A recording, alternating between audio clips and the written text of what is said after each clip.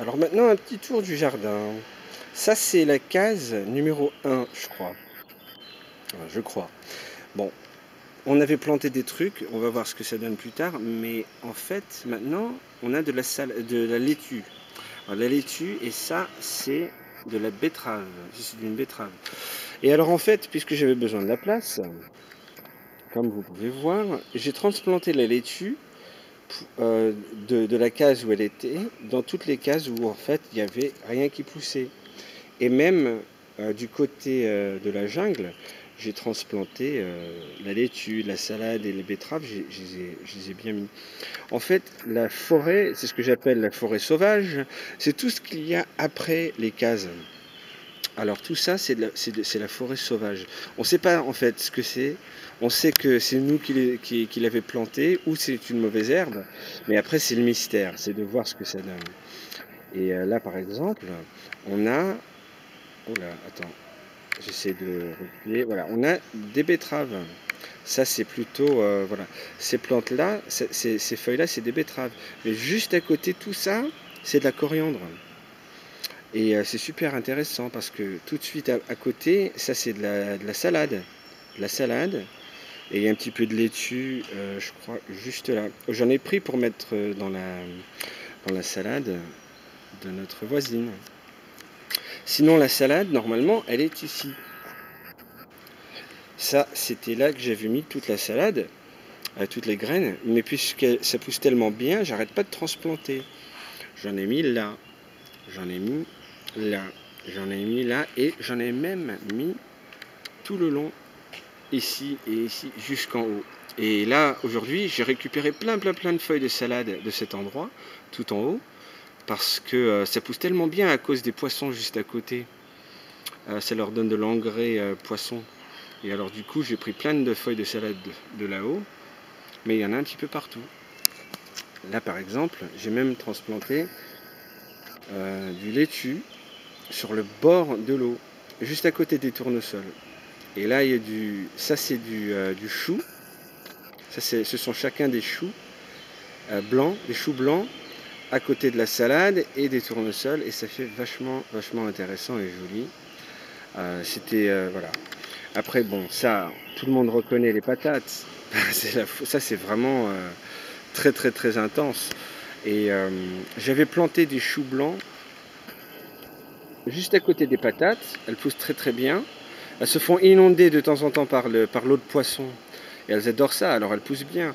Mais maintenant, je vais les transplanter et je vais les mettre... hop là, oh là là, oh là là. Et je vais les mettre sur la colline qui descend en bas, là-bas. Alors, voyons voir maintenant les tomates cerises. Elles poussent à vue d'œil. Tous les jours, elles poussent.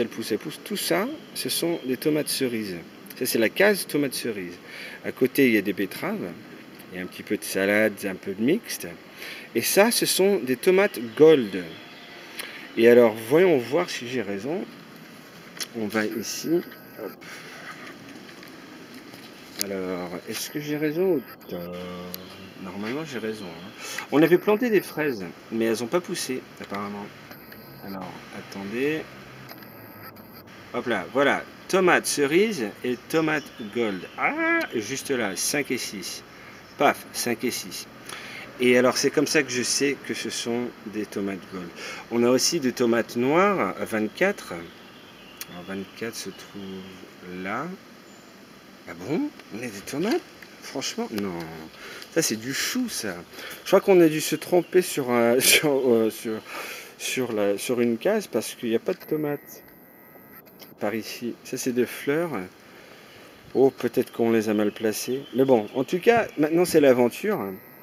Même qu'on a tout fait pour bien identifier les plantes, il faudra qu'on attende de voir, justement, est-ce que c'est tomate gold ou est-ce que c'est tomate cerise? Bon, c'est pas très important. Tant que ça nous donne des tomates, c'est tout ce qui compte. À mon avis.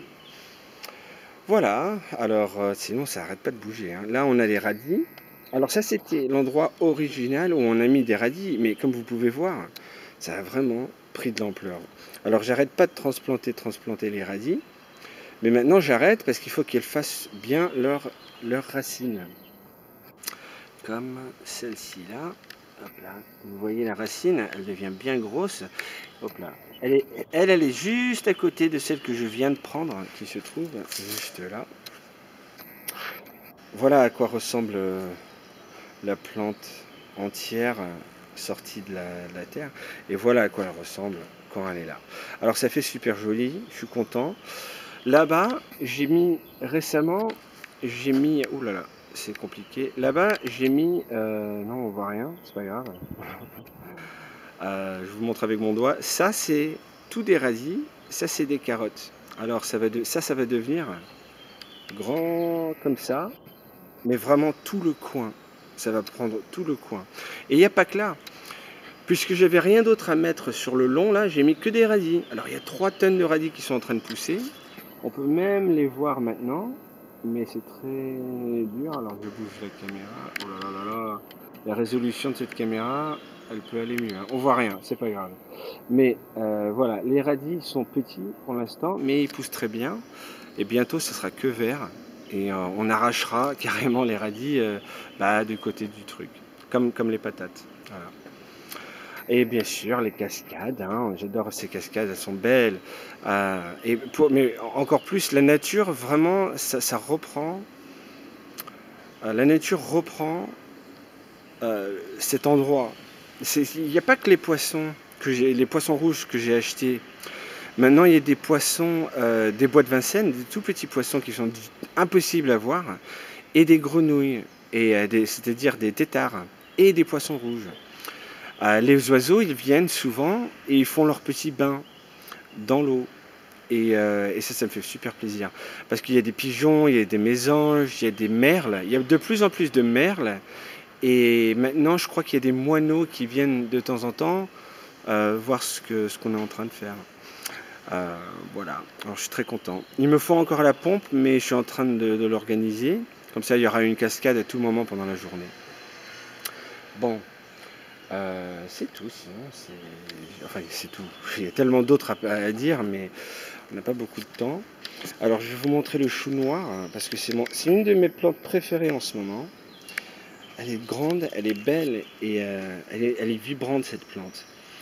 Elles sont énormes, les feuilles. Et normalement, c'est les feuilles qu'on mange. Alors je suis content parce qu'il y en a plein dans le jardin.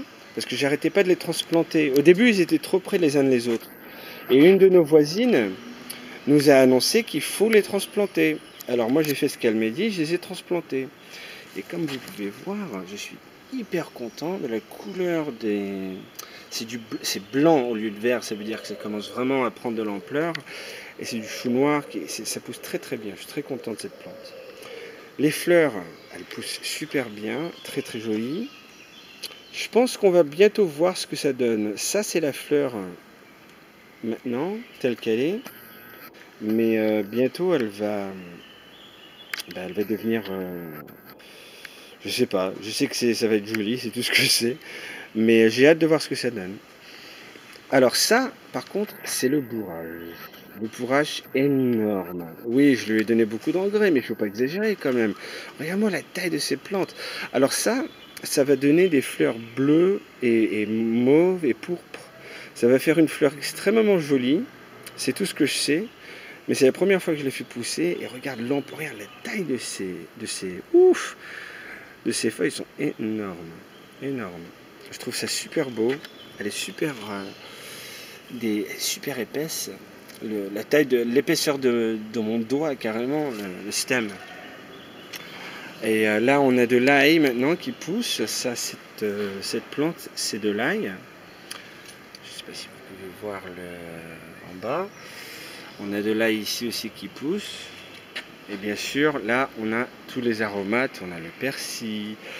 On a de la salade encore que j'ai retransplanté, des choux. Là, c'est le forêt. Alors, ah oui, j'ai oublié. Ça, c'est de la lavande. Et ça sent bon. Enfin, ça fait 2 ans que j'attends que cette plante, en particulier cette plante, qu'elle nous fait des fleurs. Alors, c'est la première fois. Et vous pouvez voir les tiges qui partent dans tous les sens, même jusqu'à là. C'est super cool et ça sent bon. Ça sent vraiment la lavande. Et alors voilà la forêt des épices. Il y a du persil, même ici. Alors il faut venir le chercher, le trouver, l'identifier et le cueillir. Ça, par contre, c'est du cresson. Alors le cresson est mélangé avec d'autres épices. Ça, par exemple, c'est le persil. Et ça, c'est une mauvaise herbe. On s'en fout, c'est pas grave. Et alors là, il y a des fèves. Alors regardez les fleurs de fèves, c'est hyper joli. Je savais pas que ça faisait une fleur aussi jolie. C'est très beau. Et ça, c'est des fèves, ça va faire des énormes écosses et des énormes haricots. J'adore ça, j'adore voir ça. Et les potirons, les citrouilles géantes, ce sont ceux-là. Alors on attend qu'ils poussent, mais là ils commencent vraiment à... bientôt ils vont exploser en taille. C'est comme ça que ça marche avec les citrouilles. D'une minute à l'autre, ils ont 3 feuilles et après ils ont 100 feuilles et ça devient très gros très vite. Et après nous avons... Alors ça, il y avait trop de betteraves et ça a besoin de place pour pousser et aussi du chou. Alors j'ai mis les betteraves et le chou ici sur la colline. Et de temps en temps je jette des fraises pour leurs graines, pour faire pousser. Alors voilà. Et ça c'est des... Maintenant j'ai mis des fleurs de pavot. Des fleurs de pavot, il y en a plein, mais ça va prendre longtemps avant que ça pousse. Voilà. Voilà le jardin.